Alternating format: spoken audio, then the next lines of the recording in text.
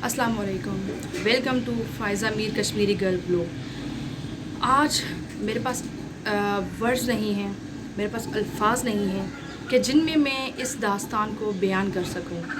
एक ऐसा वाक़या जिसने इंसानियत को शर्मा दिया, ऐसा वाक़या जिसने जुल्म की जो मिसाल है वो कायम कर दी। ऐसी दर्दनाक जो गुजरांवाला में जो वाक़या हुआ है, ऐसी सूरत हाल ना किसी ने सुनी, ना किसी ने देखी और ना ही आज तक किसी ने इसके ऊपर बात करने की कोशिश की।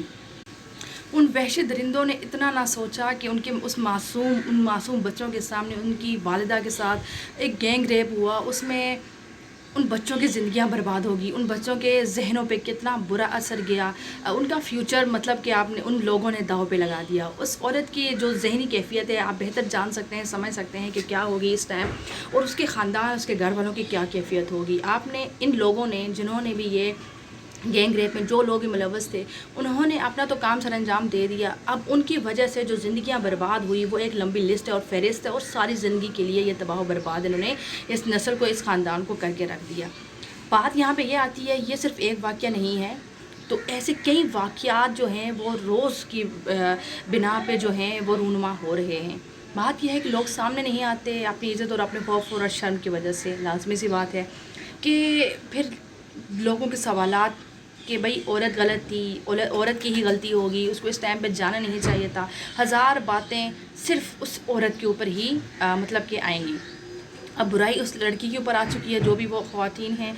बात यहाँ पे ये आती है कि जो भी लोग इस चीज़ में मुलव्वस थे, जिन्होंने भी ये गलत किया, ज़्यादती की, जुल्म किया, उनको तो रब्बुल इज़्ज़त की तरफ से सज़ा है, और वो हुकूमत की, और लाजमी सी बात है आला हकाम तक जब ये बात पहुंच चुकी है तो ये पकड़ लाजमी होगी, ये लोग पकड़े जाएंगे, ये अपने जो इन्होंने किया उनकी सज़ा लाजमी भुगतेंगे, और इस लेडी को इंसाफ मिलेगा, इन बच्चों को इंसाफ मिलेगा। चलें, अल्लाह रब्बुल इज़्ज़त चाहे उनको इंसाफ दिलाने की जो है वो बहुत ज़रूरत है, सबको एक आवाज़ होना है और इस फैमिली को इंसाफ मिलना चाहिए। इन बच्चों के जहन से हम नहीं निकाल सकते उस कहानी को, उस वाक़या को, उस औरत की ज़िंदगी को हम दोबारा से नॉर्मल नहीं कर सकते। माना हम ये सब कुछ अब नहीं कर सकते जो कुछ उसके साथ बीत चुका, लेकिन हम ये कोशिश तो कर सकते हैं कि आने वाली और ज़िंदगियों में किसी और का ख़ानदान, किसी के बच्चों के सामने किसी और के साथ ये वाक़या पेश ना आए। तो प्लीज़ इसके ख़िलाफ़ प्रोटेस्ट करें, इस फैमिली को जो इंसाफ मिले।